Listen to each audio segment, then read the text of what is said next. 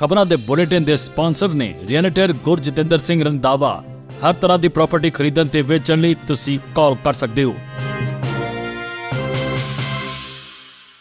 सत श्री अकाल, तुसीं देख रहे हैं पंजाब मेल यूएसए टीवी। मैं वरुण कौर मान। खबरां दे बुलेटिन च तुहाडा स्वागत है। पहला पेश ने खास खबरां।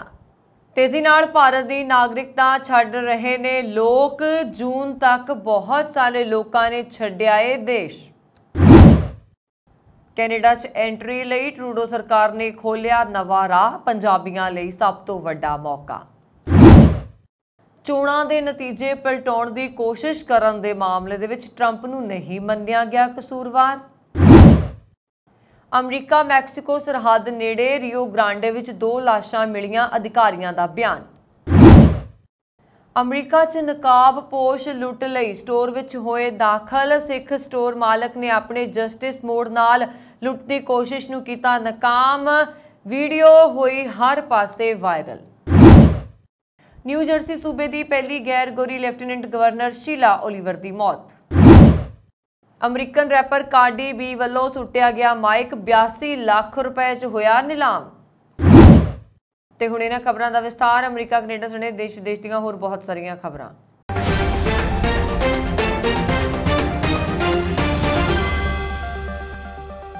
भारत विश्व पद्धर ते तेजी नाल वध रहा है। केंद्र सरकार का दावा है कि जल्दी ही साडा देश विश्व दे विच विश्व गुरु बनेगा, पर इस सब दे विचकार भारत सरकार वालों देश की नागरिकता छड्डण वाले लोगों की गिणती ने सब नूं हैरान कर दिता है। हर साल वड्डी गिणती विच लोग भारत की नागरिकता छड्ड रहे हैं। सब तो वड्डी गल यह है कि ये देश के उच्च वर्ग के लोग ने, मतलब अमीर लोग। दरअसल ये वो लोग ने जो देश की आर्थिकता दे विच वड्डी भूमिका निभाउंदे ने।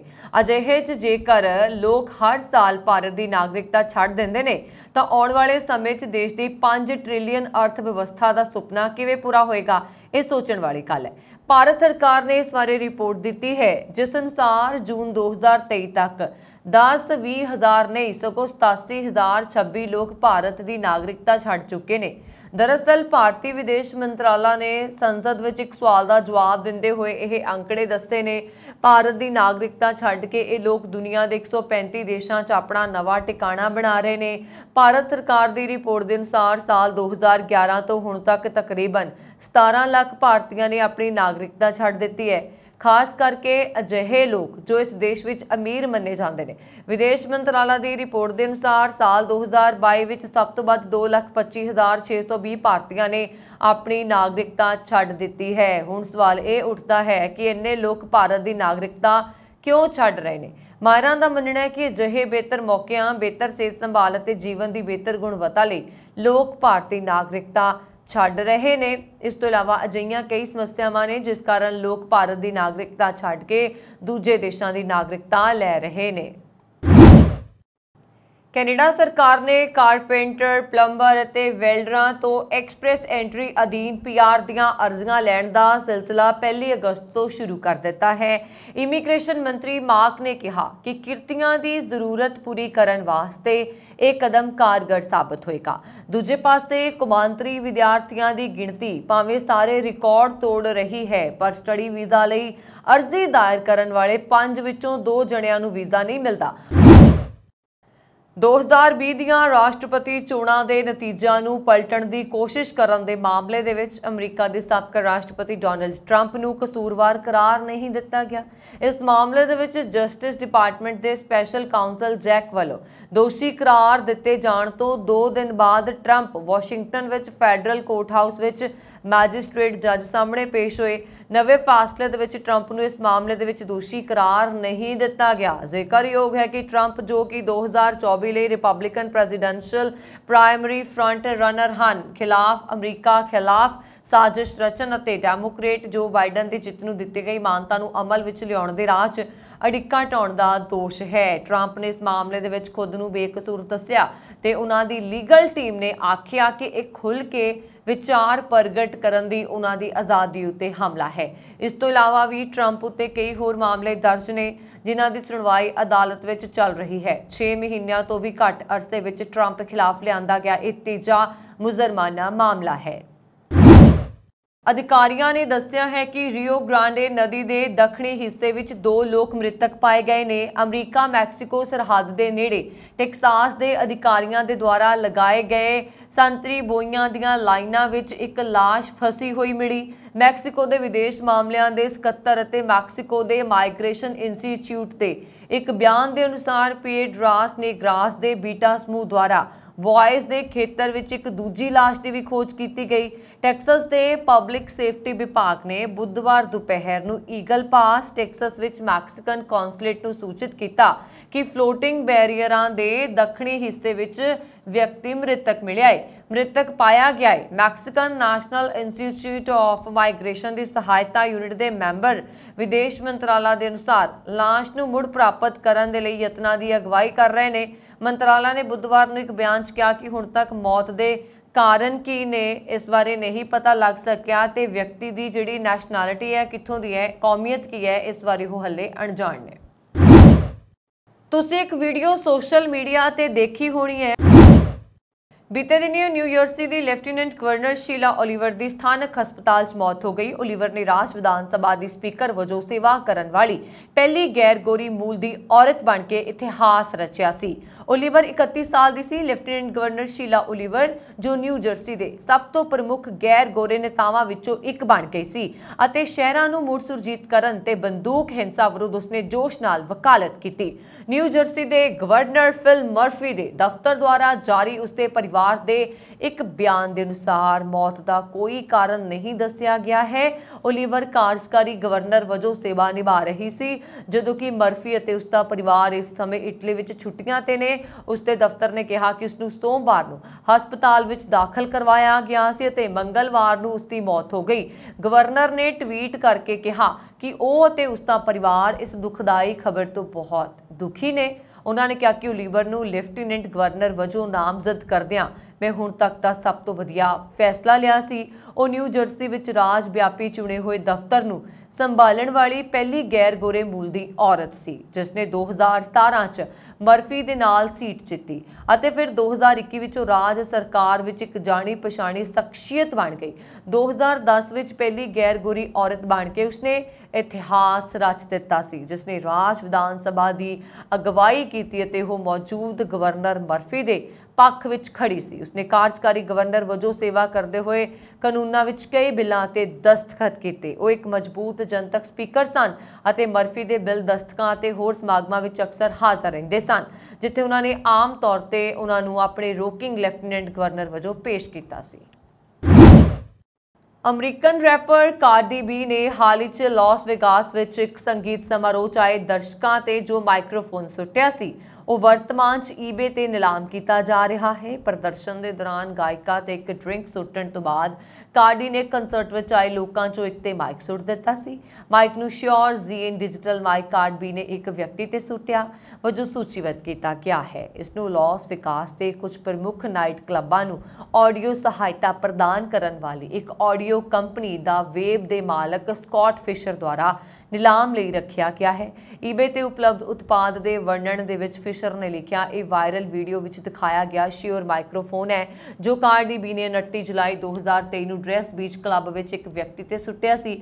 ਅਸਲ 'ਚ ਅਜਿਹੇ ਬਹੁਤ ਸਾਰੇ ਇੰਟਰਨੈਟ ਤੇ ਵੀਡੀਓਜ਼ ਤੇ ਲਿੰਕ ਨੇ ਜੋ ਤੁਸੀਂ ਦੇਖ ਸਕਦੇ ਹੋ। ਚਿੱਟੀ ਔਰ ਫਿਸ਼ਰ ਨੇ ਇਸ ਵਿਕਰੀ ਤੋਂ ਹੋਣ ਵਾਲੇ ਮੁਨਾਫੇ ਨੂੰ ਲਾਸ ਵੇਗਾਸ ਵਿੱਚ 2 ਚੈਰਿਟੀਜ਼ ਨੂੰ ਦਾਨ ਕਰਨ ਦੀ ਵੀ ਯੋਜਨਾ ਬਣਾਈ ਹੈ। ਪਾਕਿਸਤਾਨ ਦੀ ਕੈਬਨਿਟ ਨੇ ਅਮਰੀਕਾ ਨਾਲ ਨਵੇਂ ਸੁਰੱਖਿਆ ਸਮਝੌਤੇ ਤੇ ਦਸਤਖਤ ਕਰਨ ਨੂੰ ਜਿਹੜੀ ਹੈ ਮਨਜ਼ੂਰੀ ਦੇ ਦਿੱਤੀ ਹੈ। ਵੀਰਵਾਰ ਨੂੰ ਇੱਕ ਮੀਡੀਆ ਰਿਪੋਰਟ ਵਿੱਚ ਇਹ ਗੱਲ ਕਹੀ ਗਈ। ਇਹ ਕਦਮ ਸਾਲਾਂ ਦੇ ਅਵਿਸ਼ਵਾਸ ਤੋਂ ਬਾਅਦ ਦੋਵਾਂ ਦੇਸ਼ਾਂ ਵਿਚਾਲੇ ਰੱਖਿਆ ਸਹਿਯੋਗ ਦੀ ਨਵੀਂ ਸ਼ੁਰੂਆਤ ਦਾ ਸੰਕੇਤ ਦਿੰਦਾ ਹੈ ਅਤੇ ਇਸਲਾਮਾਬਾਦ ਲਈ ਵਾਸ਼ਿੰਗਟਨ ਤੋਂ ਫੌਜੀ ਸਾਜ਼ੋ ਸਮਾਨ ਹਾਸਲ ਕਰਨ ਦੇ ਰਾਹ ਖੋਲ੍ਹ ਸਕਦਾ ਹੈ। ਦ ਐਕਸਪ੍ਰੈਸ ਟ੍ਰਿਬਿਊਨ ਅਖਬਾਰ ਦੀ ਰਿਪੋਰਟ ਦੇ ਮੁਤਾਬਕ ਕੈਬਨਿਟ ਨੇ ਸਰਕੂਲੇਸ਼ਨ ਸੰਖੇਪ ਰਾਹੀਂ ਪਾਕਿਸਤਾਨ ਅਤੇ ਅਮਰੀਕਾ ਦਰਮਿਆਨ ਸੰਚਾਰ ਅੰਤਰ ਸਰਗਰਮੀ ਅਤੇ ਸੁਰੱਖਿਆ ਮੈਮੋਰੰਡਮ ਆਫ ਐਗਰੀਮੈਂਟ ਜਿਸ ਨੂੰ CISMOA ਵਜੋਂ ਜਾਣਿਆ ਜਾਂਦਾ ਹੈ ਤੇ ਦਸਤਖਤ ਕਰਨ ਦੀ ਮਨਜ਼ੂਰੀ ਦੇ ਦਿੱਤੀ ਹੈ। ਹਾਲਾਂਕਿ ਸਮਝੌਤੇ ਤੇ ਦਸਤਖਤ ਕੀਤੇ ਜਾਣ ਨੂੰ ਲੈ ਕੇ ਕਿਸੇ ਵੀ ਪਾਸਿਓਂ ਕੋਈ ਅਧਿਕਾਰਤ ਐਲਾਨ ਨਹੀਂ ਕੀਤਾ ਗਿਆ ਹੈ। ਰਿਪੋਰਟ ਦੇ ਮੁਤਾਬਕ ਸੰਘੀ ਸੂਚਨਾ ਮੰਤਰੀ ਮਰੀਅਮ ਔਰੰਗਜ਼ੇਬ ਨਾਲ ਸੰਪਰਕ ਕੀਤਾ ਪਰ ਉਸਨੇ ਕੋਈ ਜਵਾਬ ਨਹੀਂ ਦਿੱਤਾ। ਕੁਝ ਦਿਨ ਪਹਿਲਾਂ ਹੀ ਪਾਕਿਸਤਾਨ ਅਤੇ ਅਮਰੀਕਾ ਨੇ ਰੱਖਿਆ ਖੇਤਰ ਸਮੇਤ ਹੋਰ ਖੇਤਰਾਂ 'ਚ ਆਪਣੇ ਦੁਬੱਲੇ ਸੰਬੰਧਾਂ ਨੂੰ ਹੋਰ ਵਧਾਉਣ ਦੇ ਲਈ ਸਹਿਮਤੀ ਪ੍ਰਗਟਾਈ ਸੀ। ਇਹ ਸਹਿਮਤੀ ਅਮਰੀਕਾ ਦੇ ਸੈਂਟਰਲ ਕਮਾਂਡ ਦੇ ਮੁਖੀ ਜਨਰਲ ਮਾਈਕ ਐਰਿਕ ਕੁਰਾਲਾ ਅਤੇ ਪਾਕਿਸਤਾਨ ਦੇ ਫੌਜ ਮੁਖੀ ਜਨਰਲ ਅਸੀਮ ਮੁਨੀਰ ਦੀ ਮੀਟਿੰਗ ਵਿੱਚ ਬਣੀ ਸੀ। ਉਪਰੋਕਤ ਸਮਝੌਤੇ ਤੇ ਦਸਤਖਤ ਕਰਨ ਦਾ ਮਤਲਬ ਹੈ ਕਿ ਦੋਵੇਂ ਦੇਸ਼ ਸੰਸਥਾਗਤ ਪ੍ਰਣਾਲੀ ਨੂੰ ਕਾਇਮ ਰੱਖਣ ਦੇ ਪੱਖ ਵਿੱਚ ਨੇ। ਅਮਰੀਕਾ ਦੇ ਨਿਊਯਾਰਕ ਸ਼ਹਿਰ ਵਿੱਚ ਇੱਕ ਯਾਤਰੀ ਰੇਲ ਗੱਡੀ ਦੇ ਪਟੜੀ ਤੋਂ ਉਤਰਨ ਕਾਰਨ ਘੱਟੋ-ਘੱਟ 13 ਲੋਕ ਜ਼ਖਮੀ ਹੋ ਗਏ। ਮੈਟਰੋਪੋਲੀਟਨ ਟਰਾਂਸਪੋਰਟੇਸ਼ਨ ਅਥਾਰਟੀ ਅਧਿਕਾਰੀ ਨੇ ਦੱਸਿਆ ਕਿ ਇੱਕ ਲੌਂਗ ਆਈਲੈਂਡ ਰੇਲ ਗੱਡੀ ਹੈਮਸਟੇਡ ਵੱਲ ਜਾ ਰਹੀ ਸੀ। ਇਸ ਦੌਰਾਨ ਇਹ ਵੀਰਵਾਰ ਸਵੇਰੇ ਲਗਭਗ 11:12 ਸ਼ਹਿਰ ਦੇ ਕੁਈਨਸਬੋਰੇ ਵਿੱਚ 175ਵੀਂ ਸਟਰੀਟ ਅਤੇ 5ਵੀਂ ਐਵਨਿਊ ਤੇ ਜਮਾਇਕਾ ਸਟੇਸ਼ਨ ਤੇ ਪੂਰਬ ਵੱਲ ਪਟੜੀ ਤੋਂ ਉਤਰ ਗਈ। ਪੱਤਰਕਾਰਾਂ ਨੂੰ ਸੰਬੋਧਿਤ ਕਰਦੇ ਹੋਏ MTA ਦੇ ਪ੍ਰਧਾਨ ਅਤੇ ਮੁੱਖ ਕਾਰਜਕਾਰੀ ਅਧਿਕਾਰੀ ਜੈਨੇ ਨੇ ਕਿਹਾ ਕਿ ਰੇਲ ਦੀਆਂ ਸਾਰੀਆਂ 8 ਬੋਗੀਆਂ ਪਟੜੀ ਤੋਂ ਉਤਰ ਗਈਆਂ। ਜਿਨ੍ਹਾਂ ਲੋਕਾਂ ਨੂੰ ਸੱਟਾਂ ਲੱਗੀਆਂ ਉਹਨਾਂ ਦੀਆਂ ਲੱਤਾਂ ਤੇ ਪਿੱਠ ਤੇ ਸੱਟਾਂ ਲੱਗੀਆਂ ਨੇ। ਇਨ੍ਹਾਂ ਵਿੱਚੋਂ ਕਿਸੇ ਦੀ ਵੀ ਹਾਲਤ ਗੰਭੀਰ ਨਹੀਂ ਹੈ। ਵੀਡੀਓ ਫੁਟੇਜ ਵਿੱਚ ਅੱਗ ਬੁਝਾਊ ਅਮਲੇ ਨੂੰ ਪਟੜੀ ਤੋਂ ਉਤਰੀ ਰੇਲ ਗੱਡੀ ਵਿੱਚੋਂ ਮੁਸਾਫਰਾਂ ਨੂੰ ਇੱਕ ਬਚਾਅ ਰੇਲ ਗੱਡੀ ਵਿੱਚ ਤਬਦੀਲ ਕਰਦੇ ਹੋਏ ਦਿਖਾਇਆ ਗਿਆ ਹੈ, ਜਿਸ ਵਿੱਚ ਦੋਵਾਂ ਨੂੰ ਜੋੜਨ ਵਾਲਾ ਇੱਕ ਛੋਟਾ ਪਲੇਟਫਾਰਮ ਹੈ। ਨਿਊਯਾਰਕ ਦੀ ਗਵਰਨਰ ਕੈਥੀ ਹੌਚੂਲ ਨੇ ਕਿਹਾ ਕਿ ਸਾਡੀ ਪ੍ਰਮੁੱਖ ਤਰਜੀਹ ਇਹ ਯਕੀਨੀ ਬਣਾਉਣਾ ਹੈ ਕਿ ਸਾਰੇ ਯਾਤਰੀ ਅਤੇ ਰੇਲ ਕਰਮਚਾਰੀ ਸੁਰੱਖਿਅਤ ਨੇ ਅਤੇ ਜਿੰਨਾ ਜਲਦੀ ਹੋ ਸਕੇ ਰੇਲ ਸੇਵਾ ਮੁੜ ਸ਼ੁਰੂ ਹੋ ਜਾਏ। ਟ੍ਰੇਨ ਦੇ ਪਟੜੀ ਤੋਂ ਉਤਰਨ ਦੇ ਕਾਰਨਾਂ ਦਾ ਤੁਰੰਤ ਪਤਾ ਨਹੀਂ ਲੱਗ ਸਕਿਆ ਹੈ। MTA ਅਧਿਕਾਰੀਆਂ ਨੇ ਕਿਹਾ ਕਿ ਸ਼ੁੱਕਰਵਾਰ ਸਵੇਰ ਤੱਕ ਸੇਵਾ ਵਿੱਚ ਰੁਕਾਵਟਾਂ ਜਾਰੀ ਰਹਿਣ ਦੀ ਸੰਭਾਵਨਾ ਹੈ। ਦੁਨੀਆ ਦੇ ਸਭ ਤੋਂ ਅਮੀਰ ਵਿਅਕਤੀ ਬਣੇ ਐਲਨ ਮਸਕ ਆਪਣੇ ਨਵੇਂ ਤਜਰਬਿਆਂ ਕਾਰਨ ਅਕਸਰ ਸੁਰਖੀਆਂ 'ਚ ਰਹਿੰਦੇ ਨੇ, ਪਰ ਇਸ ਵਾਰ ਅਜਿਹੇ ਹੀ ਨਵੇਂ ਪ੍ਰਯੋਗ ਨੇ ਉਹਨਾਂ ਦੀ ਮੁਸੀਬਤ ਵਧਾ ਦਿੱਤੀ ਹੈ। ਦਰਅਸਲ ਮਸਕ ਨੇ ਕੁਝ ਦਿਨ ਪਹਿਲਾਂ ਹੀ ਟਵਿੱਟਰ ਦਾ ਨਾਮ ਬਦਲ ਕੇ ਐਕਸ ਕਰ ਦਿੱਤਾ ਸੀ। ਹੁਣ ਫਰਾਂਸ ਦੀ ਅੰਤਰਰਾਸ਼ਟਰੀ ਨਿਊਜ਼ ਏਜੰਸੀ ਹੈ ਉਸਨੇ ਐਲਨ ਮਸਕ ਤੇ ਕਾਪੀਰਾਈਟ ਦਾ ਮੁਕੱਦਮਾ ਕੀਤਾ ਹੈ। ਉਸਦਾ ਕਹਿਣਾ ਹੈ ਕਿ ਆਪਣੀ ਖਬਰ ਸਮੱਗਰੀ ਲਈ ਸੰਭਾਵੀ ਭੁਗਤਾਨ ਨੂੰ ਸੁਰੱਖਿਅਤ ਕਰਨ ਦੀ ਕੋਸ਼ਿਸ਼ ਵਿੱਚ ਸੋਸ਼ਲ ਮੀਡੀਆ ਪਲੇਟਫਾਰਮ ਖਿਲਾਫ ਇੱਕ ਕਾਪੀਰਾਈਟ ਮੁਕੱਦਮਾ ਦਾਇਰ ਕੀਤਾ ਹੈ। ਐਕਸ ਨੂੰ ਪਹਿਲਾਂ ਟਵਿੱਟਰ ਵਜੋਂ ਜਾਣਿਆ ਜਾਂਦਾ ਸੀ। ਸਮਾਚਾਰ ਏਜੰਸੀ ਨੇ ਕਿਹਾ ਕਿ ਉਸਨੇ ਬੁੱਧਵਾਰ ਨੂੰ ਪੈਰਿਸ ਦੀ ਇੱਕ ਅਦਾਲਤ ਵਿੱਚ ਪਟੀਸ਼ਨ ਦਾਇਰ ਕੀਤੀ ਤਾਂ ਕਿ ਉਹ ਐਲਨ ਮਸਕ ਦੀ ਕੰਪਨੀ ਨੂੰ ਡੇਟਾ ਪ੍ਰਦਾਨ ਕਰਨ ਦੇ ਲਈ ਮਜਬੂਰ ਕਰਨ ਦੇ ਲਈ ਏਜੰਸੀ ਫਰਾਂਸ ਪ੍ਰੈਸੇ ਨੂੰ ਬਕਾਇਆ ਭੁਗਤਾਨਾਂ ਦਾ ਮੁਲਾਂਕਣ ਕਰਨ ਦੀ ਲੋੜ ਹੈ। ਸਮਾਚਾਰ ਏਜੰਸੀ AFP ਨੇ ਇੱਕ ਬਿਆਨ ਦੇ ਵਿੱਚ ਕਾਨੂੰਨੀ ਕਾਰਵਾਈ ਦਾ ਐਲਾਨ ਕੀਤਾ। ਏਜੰਸੀ ਨੇ ਕਿਹਾ ਕਿ ਉਹ ਯੂਰੋਪੀਅਨ ਯੂਨੀਅਨ ਬੌਧਿਕ ਸੰਪਤੀ ਨਿਯਮਾਂ ਦੇ ਤਹਿਤ ਭੁਗਤਾਨ ਦੀ ਮੰਗ ਕਰ ਰਹੀ ਹੈ। ਨਿਯਮ ਗੁਆਂਢੀ ਅਧਿਕਾਰਾਂ ਨੂੰ ਕਵਰ ਕਰਦੇ ਨੇ ਜੋ ਸਮਾਚਾਰ ਸੰਸਥਾਵਾਂ ਤੇ ਪ੍ਰਕਾਸ਼ਕਾਂ ਨੂੰ ਉਹਨਾਂ ਡਿਜੀਟਲ ਪਲੇਟਫਾਰਮਸ ਤੇ ਚਾਰਜ ਕਰਨ ਦੀ ਆਗਿਆ ਦਿੰਦੇ ਹਨ ਜੋ ਉਹਨਾਂ ਦੀ ਸਮੱਗਰੀ ਨੂੰ ਸਾਂਝਾ ਕਰਦੇ ਹਨ। ਵੀਰਵਾਰ ਰਾਤ ਨੂੰ ਬਰੈਂਪਟਨ ਦੇ ਵਿੱਚ ਹਿੱਟ ਐਂਡ ਰਨ ਦੇ ਮਾਮਲੇ 'ਚ 6 ਵਿਅਕਤੀ ਜ਼ਖਮੀ ਹੋ ਗਏ। ਇਹ ਜਾਣਕਾਰੀ ਪੈਰਾਮੈਡਿਕਸ ਨੇ ਦਿੱਤੀ। ਪੀਲ ਪੁਲਿਸ ਵੱਲੋਂ ਦਿੱਤੀ ਗਈ ਜਾਣਕਾਰੀ ਦੇ ਅਨੁਸਾਰ ਹਾਦਸਾ ਉੱਥੋਂ ਦੇ ਸਥਾਨਕ ਸਮੇਂ ਰਾਤ 7:30 ਵਜੇ ਤੋਂ ਪਹਿਲਾਂ 에ਅਰਪੋਰਟ ਰੋਡ ਤੇ ਕਲਾਰਕ ਬੁਲੇਵਾਰਡ ਇਲਾਕੇ 'ਚ ਹੋਇਆ। ਪੁਲਿਸ ਦੇ ਅਨੁਸਾਰ ਹਾਦਸੇ ਦੇ ਵਿੱਚ 2-3 ਗੱਡੀਆਂ ਸ਼ਾਮਲ ਸੀ। ਪੁਲਿਸ ਨੇ ਇਹ ਵੀ ਦੱਸਿਆ ਕਿ ਇੱਕ ਡਰਾਈਵਰ ਹਾਦਸੇ ਵਾਲੀ ਥਾਂ ਤੋਂ ਫਰਾਰ ਹੋ ਗਿਆ। ਪੈਰਾਮੈਡਿਕਸ ਦੇ ਵੱਲੋਂ ਇਸ ਗੱਲ ਦੀ ਪੁਸ਼ਟੀ ਕੀਤੀ ਗਈ ਹੈ ਕਿ ਕੁੱਲ 6 ਲੋਕ ਇਸ ਹਾਦਸੇ ਵਿੱਚ ਜ਼ਖਮੀ ਹੋਏ। ਇਹਨਾਂ ਵਿੱਚ 2 ਬਿਮਾਰ ਬੱਚੇ ਵੀ ਸਨ ਜਿਨ੍ਹਾਂ ਨੂੰ ਨਾਜ਼ੁਕ ਹਾਲਤ ਵਿੱਚ ਸਿੱਖ ਕਿਡਜ਼ ਹਸਪਤਾਲ ਲਿਜਾਇਆ ਗਿਆ। ਇਹਨਾਂ ਤੋਂ ਇਲਾਵਾ ਹਾਦਸੇ ਵਿੱਚ ਇੱਕ ਮਹਿਲਾ ਤੇ ਪੁਰਸ਼ ਦੀ ਹਾਲਤ ਨਾਜ਼ੁਕ ਦੱਸੀ ਜਾਂਦੀ ਹੈ, ਜਦਕਿ 2 ਹੋਰ ਵਿਅਕਤੀਆਂ ਨੂੰ ਮਾਮੂਲੀ ਸੱਟਾਂ ਲੱਗੀਆਂ ਨੇ। ਪੈਰਾਮੈਡਿਕਸ ਨੇ ਇਹ ਵੀ ਦੱਸਿਆ ਹੈ ਕਿ ਇਸ ਹਾਦਸੇ ਕਾਰਨ ਇੱਕ ਕੁੱਤੇ ਦੀ ਵੀ ਮੌਤ ਹੋ ਗਈ। ਜ਼ਖਮੀਆਂ ਦੇ ਸੰਬੰਧ ਵਿੱਚ ਹੋਰ ਜਾਣਕਾਰੀ ਮੁਹੱਈਆ ਨਹੀਂ ਕਰਵਾਈ ਗਈ। ਸਕਾਰਬਰੋ ਦੇ ਕੁਝ ਰੈਜ਼ੀਡੈਂਟਸ ਨੂੰ 4 ਮਹੀਨਿਆਂ ਵਿੱਚ ਦੂਜੀ ਵਾਰੀ ਚੋਣਾਂ ਦਾ ਸਾਹਮਣਾ ਕਰਨਾ ਹੋਏਗਾ। ਵਾਰਡ 20 ਸਕਾਰਬਰੋ ਸਾਊਥ ਵੈਸਟ ਵਿੱਚ ਖਾਲੀ ਹੋਈ ਸੀਟ ਨੂੰ ਕਦੋਂ ਭਰਿਆ ਜਾਏਗਾ, ਇਸ ਬਾਰੇ ਫੈਸਲਾ ਕਰਨ ਦੇ ਲਈ 10 ਅਗਸਤ ਨੂੰ ਸਿਟੀ ਕਾਉਂਸਲ ਮੁਲਾਕਾਤ ਕਰੇਗੀ। ਇਹ ਸੀਟ ਲੰਬੇ ਸਮੇਂ ਤੋਂ ਕਾਉਂਸਲਰ ਚਲੇ ਆ ਰਹੇ ਗੈਰੀ ਕ੍ਰਾਫਰਡ ਦੇ ਅਸਤੀਫਾ ਦੇਣ ਕਾਰਨ ਖਾਲੀ ਹੋਈ ਹੈ। ਕ੍ਰਾਫਰਡ ਨੇ ਪਿਛਲੇ ਮਹੀਨੇ ਸਕਾਰਬਰੋ ਗਿਲਡਵੁੱਡ ਵਿੱਚ ਹੋਈ ਜ਼ਿਮਨੀ ਚੋਣਾਂ 'ਚ ਡਗ ਫੋਰਡ ਦੀ ਕੰਜ਼ਰਵੇਟਿਵ ਪਾਰਟੀ ਦੇ ਉਮੀਦਵਾਰ ਵਜੋਂ ਹਿੱਸਾ ਲਿਆ ਸੀ ਤੇ ਉਹ ਨਾਕਾਮ ਰਹੇ। ਮੀਟਿੰਗ ਦੇ ਵਿੱਚ ਕਾਉਂਸਲ ਇਸ ਸੀਟ ਨੂੰ ਰਸਮੀ ਤੌਰ ਤੇ ਖਾਲੀ ਕਰਾ ਦੇਵੇਗੀ। ਫਿਰ ਇਸ ਸੀਟ ਉੱਤੇ ਜ਼ਿਮਨੀ ਚੋਣ ਕਰਵਾਉਣ ਜਾਂ ਇਸ ਖਾਲੀ ਸੀਟ ਨੂੰ ਪੂਰਾ ਕਰਨ ਦੇ ਲਈ ਕਿਸੇ ਨੂੰ ਨਿਯੁਕਤ ਕੀਤੇ ਜਾਣ ਵਾਸਤੇ 60 ਦਿਨ ਦਾ ਸਮਾਂ ਹੋਏਗਾ। ਇੱਕ ਬਿਆਨ ਦੇ ਵਿੱਚ ਸਿਟੀ ਨੇ ਆਖਿਆ ਕਿ ਜਦੋਂ ਤੱਕ ਇਹ ਖਾਲੀ ਸੀਟ ਨਹੀਂ ਭਰਦੀ ਉਦੋਂ ਤੱਕ ਸਾਬਕਾ ਕਾਉਂਸਲਰ ਦਾ ਸਟਾਫ ਆਪਣੀ ਥਾਂ ਉੱਤੇ ਨਿਯੁਕਤ ਰਹੇਗਾ ਤੇ ਹਲਕਾ ਵਾਸੀਆਂ ਦੇ ਮਾਮਲੇ ਸੁਲਝਾਉਂਦਾ ਰਹੇਗਾ। $9 ਮਿਲੀਅਨ ਦੇ 138 ਚੋਰੀ ਕੀਤੇ ਗਏ ਵਹੀਕਲ ਬਰਾਮਦ ਕਰਨ ਦੇ ਨਾਲ ਪੁਲਿਸ ਵੱਲੋਂ 23 ਵਿਅਕਤੀਆਂ ਨੂੰ ਗ੍ਰਿਫਤਾਰ ਕੀਤਾ ਗਿਆ ਹੈ ਤੇ ਉਹਨਾਂ ਖਿਲਾਫ 300 ਚਾਰजेस ਲਾਏ ਗਏ ਹਨ। ਇਹ ਖੁਲਾਸਾ ਵਿੰਡਸਰ ontario ਦੀ ਪੁਲਿਸ ਵੱਲੋਂ ਕੀਤਾ ਗਿਆ। ਗੱਡੀਆਂ ਚੋਰੀ ਕਰਨ ਦੇ ਇਸ ਮਾਮਲੇ ਦੀ ਜਾਂਚ ਨੂੰ ਪ੍ਰੋਜੈਕਟ ਫੇਅਰਫੀਲਡ ਦਾ ਨਾਮ ਦਿੱਤਾ ਗਿਆ। ਇਸ ਨੂੰ ਪਿਛਲੇ ਸਾਲ ਅਪ੍ਰੈਲ ਦੇ ਵਿੱਚ ਵਿੰਡਸਰ ਪੁਲਿਸ ਵੱਲੋਂ ਸ਼ੁਰੂ ਕੀਤਾ ਗਿਆ ਤੇ ਸਤੰਬਰ ਵਿੱਚ ontario ਪ੍ਰੋਵਿੰਸ਼ੀਅਲ ਪੁਲਿਸ ਤੇ WOPS ਵੀ ਇਸ ਜਾਂਚ ਨਾਲ ਜੁੜੀਆਂ। ਇਸ ਦੌਰਾਨ ਪਿਛਲੇ ਮਹੀਨੇ 14 ਸਰਚ ਵਾਰੰਟ ਕਢਵਾ ਕੇ Windsor Peel region, York region ਤੇ ਟੋਰਾਂਟੋ ਦੀਆਂ ਕਈ ਲੋਕੇਸ਼ਨਸ ਦੀ ਤਲਾਸ਼ੀ ਲਈ ਗਈ। ਇਸ ਦੌਰਾਨ ਹਾਸਲ ਹੋਏ ਸਬੂਤਾਂ ਤੋਂ ਸਾਹਮਣੇ ਆਇਆ ਕਿ ਵਿੰਡਸਰ ਤੇ ਇਸ ਦੇ ਆਲੇ ਦੁਆਲੇ ਦੇ ਇਲਾਕੇ ਤੋਂ ਗੱਡੀਆਂ ਚੋਰੀ ਕਰਨ ਦੇ ਲਈ ਇੱਕ ਸੰਗਠਿਤ ਗਰੁੱਪ ਸਰਗਰਮ ਸੀ। ਇਸ ਗਰੁੱਪ ਵੱਲੋਂ ਕਈ ਇਲਾਕਿਆਂ ਤੋਂ ਗੱਡੀਆਂ ਚੋਰੀ ਕਰਕੇ ਉਹਨਾਂ ਨੂੰ ਇੰਟਰਨੈਸ਼ਨਲ ਮਾਰਕੀਟ ਵਿੱਚ ਵੇਚਿਆ ਜਾਂਦਾ ਸੀ। ਜਿਨ੍ਹਾਂ ਮੁਲਕਾਂ ਨੂੰ ਗੱਡੀਆਂ ਵੇਚੀਆਂ ਜਾਂਦੀਆਂ ਸਨ ਉਹਨਾਂ ਵਿੱਚ ਸੰਯੁਕਤ ਅਰਬ ਅਮੀਰਾਤ, Kuwait, Lebanon, republic of Colombia ਤੇ democratic republic of the Congo ਸ਼ਾਮਲ ਨੇ। ਜਾਰੀ ਕੀਤੀ ਗਈ ਪ੍ਰੈਸ ਰਿਲੀਜ਼ ਦੇ ਵਿੱਚ ਦੱਸਿਆ ਗਿਆ ਕਿ ਚੋਰੀ ਦੀਆਂ ਇਹਨਾਂ ਗੱਡੀਆਂ ਦਾ ਰੂਪ ਰੰਗ ਵੀ ਬਦਲ ਦਿੱਤਾ ਜਾਂਦਾ ਸੀਗਾ ਤੇ ਇਹਨਾਂ ਦੀ ਆਈਡੈਂਟੀਫਿਕੇਸ਼ਨ ਨੰਬਰ ਵੀ ਬਦਲ ਦਿੱਤੇ ਜਾਂਦੇ ਸੀ ਤਾਂ ਕਿ ਇਹਨਾਂ ਨੂੰ ਪ੍ਰਾਈਵੇਟ ਸੇਲ ਵਜੋਂ ਵੇਚਿਆ ਜਾ ਸਕੇ। ਪੁਲਿਸ ਨੇ ਦੱਸਿਆ ਕਿ ਪਿਛਲੇ ਸਾਲ ਦਸੰਬਰ ਵਿੱਚ ਉਹਨਾਂ ਵੱਲੋਂ ਇਸੇ ਤਰ੍ਹਾਂ ਰੀਵਾਈਨ ਕੀਤੀ ਇੱਕ ਗੱਡੀ ਨੂੰ ਹਾਈਵੇ 401 ਉੱਤੇ ਕਿੰਗਸਟਨ ontario ਨੇੜੇ ਰੋਕਿਆ ਗਿਆ। ਇਸ ਵਿੱਚ ਗੈਰ ਕਾਨੂੰਨੀ ਢੰਗ ਨਾਲ ਨਸ਼ੇ ਜਿਨ੍ਹਾਂ 'ਚ 14,914 ਸਿੰਥੈਟਿਕ OPID ਟੈਬਲੇਟਸ ਵੀ ਸ਼ਾਮਲ ਸਨ ਲਿਜਾਏ ਜਾ ਰਹੇ ਸੀ। ਇਸ ਤੋਂ ਬਾਅਦ ਗ੍ਰਿਫਤਾਰੀਆਂ ਤੇ ਜਾਂਚ ਦਾ ਸਿਲਸਿਲਾ ਸ਼ੁਰੂ ਹੋ ਗਿਆ। ਇਸ ਜਾਂਚ ਦੇ ਦੌਰਾਨ 138 ਚੋਰੀ ਦੀਆਂ ਗੱਡੀਆਂ ਬਰਾਮਦ ਕੀਤੀਆਂ ਗਈਆਂ।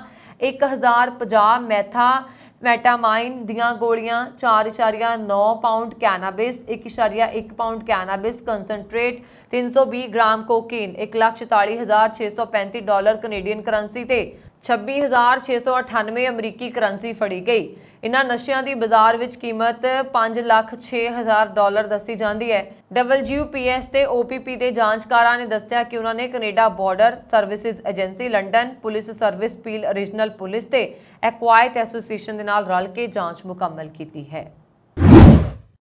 ਅੰਮ੍ਰਿਤਸਰ ਇੰਟਰਨੈਸ਼ਨਲ 에ਅਰਪੋਰਟ ਤੇ ਰੋਕੇ ਜਾਣ ਦੇ ਮਾਮਲੇ ਤੇ UK ਦੇ ਸੰਸਦ ਮੈਂਬਰ ਤਨਮਨਜੀਤ ਸਿੰਘ ਢੇਸੀ ਦਾ ਪਹਿਲਾ ਬਿਆਨ ਸਾਹਮਣੇ ਆਇਆ ਹੈ। ਉਹਨਾਂ ਨੇ ਕਿਹਾ ਕਿ ਉਹਨਾਂ ਨੂੰ ਕਿਸਾਨਾਂ ਤੇ ਸਿੱਖਾਂ ਨਾਲ ਖੜਨ ਦੀ ਇਹ ਕੀਮਤ ਅਦਾ ਕਰਨੀ ਪਈ ਹੈ। ਢੇਸੀ ਨੇ ਫੇਸਬੁੱਕ ਤੇ ਲਿਖਿਆ, ਪਿਛਲੇ ਸਾਲ ਭਾਰਤ ਆਉਣ ਤੇ ਮੈਨੂੰ ਕਿਸਾਨ ਅੰਦੋਲਨ ਦੇ ਦੌਰਾਨ ਮਨੁੱਖੀ ਅਧਿਕਾਰਾਂ ਲਈ ਜ਼ੋਰਦਾਰ ਢੰਗ ਦੇ ਨਾਲ ਬੋਲਣ ਦੀ ਮਾਨਤਾ ਵਜੋਂ ਬਹੁਤ ਸਾਰੀਆਂ ਭਾਰਤੀ ਕਿਸਾਨ ਯੂਨੀਅਨਾਂ ਅਤੇ ਸਿਵਲ ਸੁਸਾਇਟੀਆਂ ਤੋਂ ਬਹੁਤ ਪਿਆਰ ਅਤੇ ਸਤਿਕਾਰ ਮਿਲਿਆ। ਪਰ ਅੱਜ ਅੰਮ੍ਰਿਤਸਰ ਹਵਾਈ ਅੱਡੇ ਤੇ 2 ਘੰਟਿਆਂ ਤੋਂ ਵੱਧ ਸਮੇਂ ਲਈ ਰੋਕ ਕੇ ਬੇਇੱਜ਼ਤ ਕੀਤਾ ਗਿਆ ਕਿਉਂਕਿ ਕੁਝ ਨਫ਼ਰਤ ਕਰਨ ਵਾਲਿਆਂ ਨੇ ਮੇਰਾ ਵੈਦ OCI ਵੀਜ਼ਾ ਮੁਅੱਤਲ ਕਰਨ ਦੀ ਸ਼ਿਕਾਇਤ ਕੀਤੀ ਸੀ। ਅਫਵਾਹਾਂ ਦੇ ਬਾਵਜੂਦ ਪਰਿਵਾਰ, ਦੋਸਤਾਂ ਤੇ ਸਮਰਥਕਾਂ ਦੀ ਦਖਲ ਅੰਦਾਜ਼ੀ ਕਾਰਨ ਉੱਥੋਂ ਦੇ ਅਧਿਕਾਰੀਆਂ ਨਾਲ ਇਹ ਮੁੱਦਾ ਪੂਰੀ ਤਰ੍ਹਾਂ ਹੱਲ ਹੋ ਗਿਆ। ਇੱਥੋਂ ਤੱਕ ਕਿ ਇੱਕ ਸੰਸਦ ਮੈਂਬਰ ਲਈ ਜੋ ਪੰਜਾਬ, ਭਾਰਤ ਅਤੇ ਵਿਆਪਕ ਉਪ ਮਹਾਦੀਪ ਦੀ ਬਿਹਤਰੀ ਲਈ ਨਿਰੰਤਰ ਕਾਮਨਾ ਤੇ ਕੰਮ ਕਰ ਰਿਹਾ ਹੈ, ਮੇਰਾ ਅੰਦਾਜ਼ਾ ਹੈ ਕਿ ਇਹ ਕਿਸਾਨਾਂ, ਹਾਸ਼ੀਏ ਤੇ ਪਏ ਲੋਕਾਂ ਤੇ ਸਿੱਖ ਜਿਹੀਆਂ ਘੱਟ ਗਿਣਤੀਆਂ ਨਾਲ ਇਕਜੁੱਟ ਹੋ ਕੇ ਖੜੇ ਹੋਣ ਦੀ ਇਹ ਕੀਮਤ ਚੁਕਾਉਣੀ ਪਈ ਹੈ। ਦੱਸ ਦਈਏ ਕਿ ਅੰਮ੍ਰਿਤਸਰ ਇੰਟਰਨੈਸ਼ਨਲ 에ਅਰਪੋਰਟ ਤੋਂ UK ਤੋਂ ਆਏ ਸੰਸਦ ਮੈਂਬਰ ਤਨਮਨਜੀਤ ਸਿੰਘ ਢੇਸੀ ਨੂੰ ਇਮੀਗ੍ਰੇਸ਼ਨ ਵਿਭਾਗ ਨੇ ਰੋਕ ਲਿਆ। ਉਹ ਬਰਮਿੰਗਮ ਤੋਂ 에ਅਰ ਇੰਡੀਆ ਦੀ ਫਲਾਈਟ ਨੰਬਰ AI 118 ਰਾਹੀਂ ਅੰਮ੍ਰਿਤਸਰ ਪੁੱਜੇ। ਜਦੋਂ ਉਹਨਾਂ ਨੇ ਅੰਮ੍ਰਿਤਸਰ ਦੇ ਸ੍ਰੀ ਗੁਰੂ ਰਾਮਦਾਸ ਜੀ ਅੰਤਰਰਾਸ਼ਟਰੀ ਹਵਾਈ ਅੱਡੇ ਤੋਂ ਚੈੱਕ ਆਊਟ ਕੀਤਾ ਤਾਂ ਇਮੀਗ੍ਰੇਸ਼ਨ ਅਧਿਕਾਰੀਆਂ ਨੇ ਉਹਨਾਂ ਨੂੰ ਰੋਕ ਲਿਆ। ਇਸ ਤੋਂ ਬਾਅਦ ਵਿੱਚ ਦਸਤਾਵੇਜ਼ ਮੰਗਵਾਏ ਜਾਣ ਤੇ ਉਹਨਾਂ ਨੂੰ ਜਾਣ ਦੀ ਆਗਿਆ ਦਿੱਤੀ ਗਈ। ਢੇਸੀ UK ਦੇ ਸੰਸਦ ਮੈਂਬਰ ਵਜੋਂ ਪਹਿਲੇ ਦਸਤਾਰਧਾਰੀ ਸਿੱਖ ਹਨ। ਪੱਛਮੀ ਮੁਲਕਾਂ ਵਿੱਚ ਪ੍ਰਵਾਸੀ ਅਕਸਰ ਨਸਲਵਾਦ ਦਾ ਸਾਹਮਣਾ ਜਿਹੜਾ ਹੈ ਉਹ ਕਰਦੇ ਨੇ, ਪਰ ਜੇ ਇਹ ਨਸਲਵਾਦ ਇਮੀਗ੍ਰੇਸ਼ਨ ਵਿਭਾਗ ਦੇ ਵਿੱਚ ਹੋਏ ਤਾਂ ਰੱਬ ਹੀ ਰਾਖਾ ਹੈ। ਕੈਨੇਡਾ ਦੇ ਇਮੀਗ੍ਰੇਸ਼ਨ ਅਤੇ ਸਿਟੀਜ਼ਨਸ਼ਿਪ ਵਿਭਾਗ ਦੀ ਅੰਦਰੂਨੀ ਰਿਪੋਰਟ ਕਹਿੰਦੀ ਹੈ ਕਿ ਵੱਡੀ ਗਿਣਤੀ ਦੇ ਵਿੱਚ ਮੁਲਾਜ਼ਮਾਂ ਨੂੰ ਨਸਲ ਦੇ ਆਧਾਰ ਤੇ ਤੰਗ ਪਰੇਸ਼ਾਨ ਕੀਤਾ ਜਾਂਦਾ ਹੈ ਅਤੇ ਇੱਥੇ ਤੱਕ ਕਿ ਉਹਨਾਂ ਬਾਰੇ ਭੱਦੀ ਸ਼ਬਦਾਵਲੀ ਵੀ ਵਰਤੀ ਜਾਂਦੀ ਹੈ। ਨਸਲੀ ਵਿਤਕਰਾ ਬਿਲਕੁਲ ਬਰਦਾਸ਼ਤ ਨਾ ਕਰਨ ਦਾ ਦਾਅਵਾ ਕਰਨ ਵਾਲੇ ਵੀ ਕਈ ਵਾਰ ਮਾਨਸਿਕ ਤਸੀਹੇ ਦੇਣ ਵਾਲਿਆਂ 'ਚ ਸ਼ਾਮਲ ਹੁੰਦੇ ਨੇ, ਜਿਸ ਦੇ ਮੱਦੇਨਜ਼ਰ ਇਮੀਗ੍ਰੇਸ਼ਨ ਵਿਭਾਗ ਦੇ ਸਟਾਫ ਦੇ ਵੱਲੋਂ ਨਸਲਵਾਦ ਦੀਆਂ ਸ਼ਿਕਾਇਤਾਂ ਦੇ ਨਿਪਟਾਰੇ ਲਈ खुद मुख्तियार निगरान नियुक्त करने की मांग की गई है। कनेडा के प्रधानमंत्री जस्टिन ट्रूडो ते उन्हां दी पत्नी सोफी वल्लों तलाक लैण दे फैसले नाल जस्टिन ट्रूडो के पिता की पिरत अगे तुर पई है। जानकारी के अनुसार बीते दिन जस्टिन ट्रूडो अते उन्हां दी पत्नी नूं इंस्टाग्राम ते पोस्ट सांझी करदिआं अलहदा होण दा ऐलान कीता सी, जिस की पुष्टि प्रधानमंत्री दफ्तर वालों भी की गई सी। दोवें अपने बच्चों के पालन पोषण दीआं जिम्मेवारियां निभाउंदे रहणगे। दोवें 28 मई 2005 नूं विआह दे बंधन च बझे सी अते जोड़े दे 3 बच्चे ने। कनेडा के इतिहास विच प्रधानमंत्री हुंदिआं पत्नी तो वख होण दी पिरत जस्टिन के पिता प्यारे इल्टियट ट्रूडो ने 1979 विच पाई सी। उदों जस्टिन अजे 7 साल के सन। जस्टिन के माता पिता ने 5 साल वख-वख रह के 1984 विच तलाक लिया। जस्टिन ट्रूडो ने बीते दिन अपने तलाक का कारण विचारक मतभेद दस्सिया सी। जानकारी के अनुसार दोवां ने बच्चे प्रधानमंत्री निवास विच रहणगे ते सोफी उन्हां दा पता लैंदी रहेगी अते जस्टिन ट्रूडो के दौरियां मौके वो बच्चों कोल ठहरेगी। मार्गरेट ट्रूडो की कुख 25 दिसंबर 1971 ਨੂੰ जन्मे जस्टिन ट्रूडो ने ਵਿਆਹ ਤੋਂ ਪਹਿਲਾਂ ਕੁਝ ਸਾਲ ਵੈਨਕੂਵਰ यूनिवर्सिटी ਵਿੱਚ ਪੜਾਇਆ। सोफिया पहला मॉडल ते टीवी रिपोर्टर सी। दोवें 2002 ਵਿੱਚ मर्सिडीज बैंज ਵੱਲੋਂ करवाए गए समागम दौरान मिले सन। कुछ मिलणियां मगरों 2005 ਵਿੱਚ ਦੋਵਾਂ ਨੇ ਵਿਆਹ ਕਰਵਾ ਲਿਆ ਤੇ ਮੌਂਟਰੀਅਲ ਰਹਿਣ ਲੱਗੇ। ਇੱਥੇ ਉਹਨਾਂ ਦੇ 2 ਬੱਚੇ ਪੈਦਾ ਹੋਏ। ਜਸਟਿਨ ਟਰੂਡੋ 2007 ਵਿੱਚ ਸਿਆਸਤ ਵਿੱਚ ਆਏ ਤੇ ਲਿਬਰਲ ਪਾਰਟੀ ਦੇ ਉਮੀਦਵਾਰ ਵਜੋਂ ਪਹਿਲੀ ਚੋਣ ਮੌਂਟਰੀਅਲ ਹਲਕੇ ਤੋਂ 2008 ਵਿੱਚ ਜਿੱਤੀ। इस मगरों जित का सिलसिला जारी रहा। ਉਹ 2010 ਤੋਂ ਉਟਾਵਾ ਰਹਿਣ ਲੱਗੇ। ਉਹਨਾਂ ਨੇ 2013 ਦੇ ਵਿੱਚ ਲਿਬਰਲ ਪਾਰਟੀ ਪ੍ਰਧਾਨ ਬਣ ਕੇ ਪਾਰਟੀ ਨੂੰ ਮਜ਼ਬੂਤ ਕੀਤਾ ਤੇ 2015 ਦੀ ਚੋਣ ਦੇ ਵਿੱਚ ਪਾਰਟੀ ਨੂੰ ਬਹੁਮਤ ਮਿਲਿਆ ਤੇ ਉਹ ਪ੍ਰਧਾਨ ਮੰਤਰੀ ਬਣੇ। ਜਸਟਿਨ ਟਰੂਡੋ ਦੀ ਪਾਰਟੀ 2019 ਦੀਆਂ ਚੋਣਾਂ ਵਿੱਚ ਬਹੁਮਤ ਤੋਂ ਥੋੜਾ ਪਛੜ ਗਈ ਤੇ ਫਿਰ 2021 ਦੀਆਂ ਮੱਧਕਾਲੀ ਚੋਣਾਂ ਵਿੱਚ ਵੀ ਪਹਿਲਾਂ ਵਾਲਾ ਅੰਕੜਾ ਵੀ ਬਰਕਰਾਰ ਰਿਹਾ, ਜਿਸ ਕਾਰਨ ਉਹਨਾਂ ਦੀ ਸਰਕਾਰ ਐਨਡੀਪੀ ਦੇ ਬਾਹਰੀ ਸਹਿਯੋਗ ਤੇ ਟਿਕੀ ਹੋਈ ਹੈ। सिगरेट की डब्बी ते सेहत संबंधी चेतावनी सब ने जरूर देखी होएगी, पर कनेडा च हुण हर सिगरेट ते सेहत संबंधी चेतावनी छापी जाएगी। कनेडा च विकण वाली हर सिगरेट ते लिखिया होएगा सिगरेट पीण नाल जिहड़े ने की प्रॉब्लम्स आउंदियां ने। नाल ही इह वी लिखिया होएगा कि हर कश विच जहर है, पॉइजन इन एवरी पफ। ये नियम मंगलवार तो कनेडा च लागू हो गया है। कनेडा दुनिया का अजिहा पहला देश बन गया है जिथे हरेक सिगरेट ते सेहत संबंधी चेतावनी लिखनी जरूरी है। दस दिए कि कनेडा विच मई च पहली बार इसका ऐलान किया गया सी। इस दे तहत अगले साल तो वड्डे आकार दीआं सिगरेटां कानूनी चेतावनियां दे नाल बाजार विच उपलब्ध होणगीआं। दूजे पासे साल 2025 की शुरुआत तो नियमित आकार दीआं सिगरेटां ते कानूनी चेतावनियां छापियां जाणगीआं। कनेडा की साबका मानसिक सेहत मंत्री कैरोलिन ने पहला कहा सीगा कि सिगरेट ते छापी गई कानूनी चेतावनी इस तरीके नाल लिखी जाएगी जो आसानी नाल दिखाई देगी ते सिगरेट दे ग्राफिक ते भी छापी जाएगी। कनेडा सरकार ने देखा कि सिगरेट का सेवन करने वाले ज्यादातर लोग केवल एक सिगरेट खरीदते ते पींदे ने। अजिहे च सिगरेट के डब्बे ते संविधानक छपाई का लोगों ते ज्यादा असर नहीं पै रहा। यही कारण है कि कनेडा सरकार ने हर एक सिगरेट ते सेहत संबंधी चेतावनी छापण का फैसला किया है। बंदूकधारी रॉबर्ट बॉब्रस, जिसने 27 अक्तूबर 2018 अमरीका के मशहूर शहर पिट्सबर्ग विच यहूदियों ते एक पूजा स्थान ते हमला करके 11 श्रद्धालुओं की हत्या कर दी सी ते 6 होरनां नूं जख्मी कर दिता सी। इनूं एक संघी ज्यूरी ने मौत की सज़ा सुनाई है। अमरीका के इतिहास विच यहूदियों उपर होए इस सब तो भयानक खूनी हमले के दोषी नूं समुची ज्यूरी ने सर्बसम्मति नाल मौत की सज़ा सुनाई। जेकर एक भी जज इसका विरोध कर दिंदा तां रॉबर्ट मौत की सज़ा तो बच जांदा, फिर उसनूं बिना पैरोल के उम्र भर दे लई जेल की सज़ा सुनाई जानी सी। वाइडन प्रशासन, जिसने मौत की सज़ा के अमल उपर रोक ला दी सी, तहत किसी संघी ज्यूरी वालों सुनाई ये पहली मौत की सज़ा है। पिछले 2 दिनों दौरान ज्यूरी के मैंबरां ने 10 घंटे तो बाद बहस की है। ਵੌਬਰਜ਼ ਨੂੰ ਇਸ ਸਾਲ 16 ਜੂਨ ਨੂੰ ਨਸਲੀ ਅਪਰਾਧ ਸਮੇਤ ਕੁੱਲ 63 ਦੋਸ਼ਾਂ ਤਹਿਤ ਦੋਸ਼ੀ ਕਰਾਰ ਦਿੱਤਾ ਗਿਆ ਸੀ। ਇਨ੍ਹਾਂ ਵਿੱਚੋਂ 22 ਦੋਸ਼ਾਂ ਲਈ ਮੌਤ ਦੀ ਸਜ਼ਾ ਦੀ ਵਿਵਸਥਾ ਹੈ। ਇਸ ਤੋਂ ਬਾਅਦ 13 ਜੁਲਾਈ ਨੂੰ ਵੀ ਜਿਊਰੀ ਨੇ ਪਾਇਆ ਕਿ ਵੌਬਰਜ਼ ਮੌਤ ਦੀ ਸਜ਼ਾ ਦਾ ਹੱਕਦਾਰ ਹੈ। ਇਸ ਤੋਂ ਉਪਰੰਤ ਮੁਕੱਦਮਾ ਆਖਰੀ ਅੰਤਮ ਸਜ਼ਾ ਦੇ ਪੱਧਰ ਤੇ ਪੁੱਜ ਗਿਆ ਸੀ। ਆਡਰੇ ਜੋ ਗੋਲੀਬਾਰੀ ਸਮੇਂ ਟਰੀ ਆਫ ਲਾਈਫ ਚੈਪਲ ਵਿਖੇ ਸਭ ਦੀ ਅਗਵਾਈ ਕਰ ਰਿਹਾ ਸੀ ਨੇ ਜਿਊਰੀ ਦੇ ਫੈਸਲੇ ਉੱਪਰ ਟਿੱਪਣੀ ਕਰਦਿਆਂ ਕਿਹਾ, ਜੋ ਕੁਝ ਵੀ ਬੰਦੂਕਧਾਰੀ ਨੇ ਕੀਤਾ ਉਹ ਪਾਪ ਸੀ। ਉਸਨੇ ਬਿਨਾਂ ਸੋਚੇ ਸਮਝੇ ਲੋਕਾਂ ਦੇ ਉੱਪਰ ਗੋਲੀਆਂ ਵਰਾਈਆਂ ਤੇ ਬਹੁਤ ਹੀ ਨਿਰਦਈ ਨਾਲ ਹੱਤਿਆਵਾਂ ਕੀਤੀਆਂ। ਗਲਿਕਮੈਨ ਨੇ ਕਿਹਾ ਕਿ ਵੌਬਰਜ਼ ਨੂੰ ਮੌਤ ਦੀ ਸਜ਼ਾ ਕੋਈ ਖੁਸ਼ੀ ਵਾਲੀ ਗੱਲ ਨਹੀਂ ਹੈ, ਪਰੰਤੂ ਇਹ ਕਤਲੇਆਮ ਤੋਂ ਬਾਅਦ ਬੀਤੇ 5 ਸਾਲਾਂ ਦਾ ਨਿਚੋੜ ਹੈ। ਉਹਨਾਂ ਨੇ ਕਿਹਾ, ਸੱਚਮੁੱਚ ਇਸ ਵਿੱਚ ਖੁਸ਼ ਹੋਣ ਵਾਲੀ ਕੋਈ ਵੀ ਗੱਲ ਨਹੀਂ ਹੈ। ਅਪਰਾਧ ਕੀਤਾ ਗਿਆ ਹੈ ਜਿਸ ਲਈ ਸਜ਼ਾ ਹੋਈ ਹੈ। ਹੁਣ ਇਹ ਅਧਿਆਇ ਬੰਦ ਹੋ ਚੁੱਕਾ ਹੈ। ਇਹ ਸਨ ਹੁਣ ਤੱਕ ਦੀਆਂ ਖਬਰਾਂ। ਮੈਨੂੰ ਵਰੁਣ ਕੌਰ ਮਾਨ ਨੂੰ ਦਿਵਾ ਗਿਆ ਤੇ ਹੋਰ ਖਬਰਾਂ ਦੇ ਲਈ ਸਾਡਾ YouTube ਚੈਨਲ ਪੰਜਾਬ ਮੇਲ USA TV ਜ਼ਰੂਰ ਸਬਸਕ੍ਰਾਈਬ ਕਰੋ। ਸ਼ੁਕਰੀਆ। ਸਤਿ ਸ਼੍ਰੀ ਅਕਾਲ।